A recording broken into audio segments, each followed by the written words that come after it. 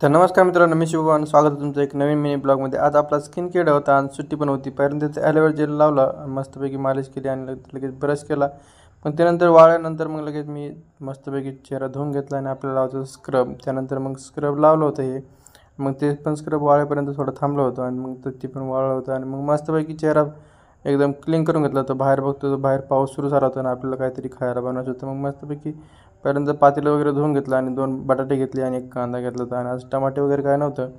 म्हणून आपल्याला आज खिचडी बनवायची होती. मग मस्तपैकी सगळं टमाटे आणि बटाटे कांदा चिरून घेतला आणि आपलं लगेच पातेलं घेतलं होतं आणि ते लगेच ठेवलं आणि त्यात तेल वगैरे टाकलं. मग मस्तपैकी तेल गरम झालं, त्यात अद्रक लसूण पेस्ट आणि जिरे वगैरे टाकून घेतलं होतं. मग सगळे मटण टाकलं आणि 1 वाटी तांदूळ टाकलं. त्यात थोडा वेट केला शिजेपर्यंत. बाहेर येऊन बघतो तर दारात मस्तपैकी डोसा असला होता आणि बाहेर येऊन बघितलं खूपच पाऊस चालू होता. तर पाऊस काय थांबायचं नावच घेत नव्हता. मग मध्ये येऊन बघितलं तर मस्तपैकी एकदम सुगंध येत होता खिचडीचा. मग उघडून बघितलं तर मस्तपैकी खिचडी शिजून तयार झाली होती. मग मस्त वाढून घेतलं आणि मग मस्तपैकी गरमागरम खिचडी खाल्ली.